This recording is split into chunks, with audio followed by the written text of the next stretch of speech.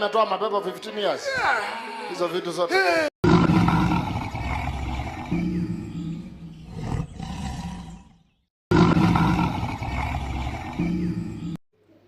C'est ça, on dit mon peuple périt par manque de connaissances. Quand tu regardes des vidéos et que tu es chrétien, tu es révolté en même temps. Tu vois que ce que la Bible dit est clair. Certaines personnes sont vraiment perdues.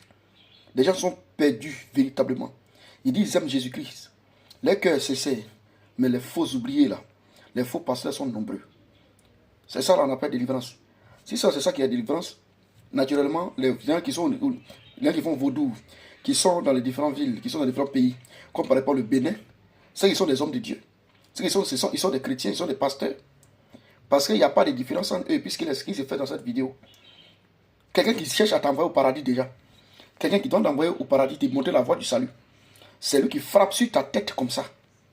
Il frappe sur ta tête, il frappe sur ta poitrine. Il gifle l'autre même. C'est terrible.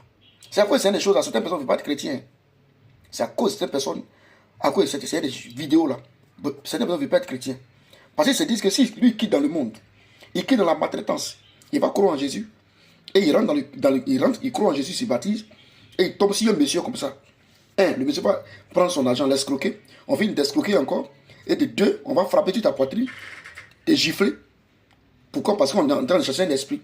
Dans la Bible, aucun verset de la Bible dit, Jésus a appelé Christ à frapper quelqu'un, à gifler quelqu'un, taper la tête d'un vieillard, pour pouvoir enlever un esprit impur. Cette génération de pasteurs d'aujourd'hui, que beaucoup de personnes supportent, parce que pour eux, ils ont un argument. L'argument, c'est que ce sont des actions prophétiques. C'est la maltraitance vérité, déguisée en actions prophétiques. Les actions prophétiques n'ont rien à voir avec ces choses. Ça n'a rien à voir du tout. Je ne vais pas être long. Mais la Bible nous met en garde. Et la Bible nous demande aussi de dénoncer. C'est dans 1 Jean chapitre 4. 2 Jean chapitre 1, verset 4. Voilà. Il est dit, 1 Jean chapitre 4, pardon. Il est dit que dans les derniers temps, des choses vont arriver. Éphésiens chapitre 5, verset 9 à 11, nous demande de dénoncer. Voilà, de juger et de dénoncer. 1 Pierre chapitre 5, verset 17, nous demande de juger et de dénoncer. Jean chapitre 7, 24, nous demande de juger et de dénoncer par la parole. Et pour ceux qui sont vraiment chrétiens, ces vidéos sont faites pour eux. Toi qui es déjà converti dans la vérité, toi qui connais déjà la doctrine des apôtres et des prophètes, c'est déjà bien pour toi. Mais ceux qui n'ont pas encore ces doctrines-là, qui savent que des derniers temps, il va y avoir des faux hommes de Dieu, qui sont avec les faux hommes de Dieu, qui ne savent rien là.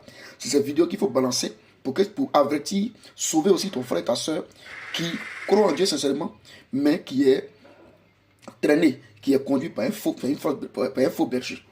Voilà. Ces vidéos-là font normalement honte. Et c'est à cause de ces vidéos, ces vidéos parlent mal de Jésus. Mais j'aimerais dire à tous ceux qui regardent ces vidéos que nous dénonçons, ça ne sert à rien de parler mal de Jésus. Parce que si c'était quelque chose que nous on appréciait, on n'est pas dénoncé. Parce que Jésus n'est pas dans ça. Le Christ n'a jamais été dans ça. C'est pourquoi nous le dénonçons. Voilà.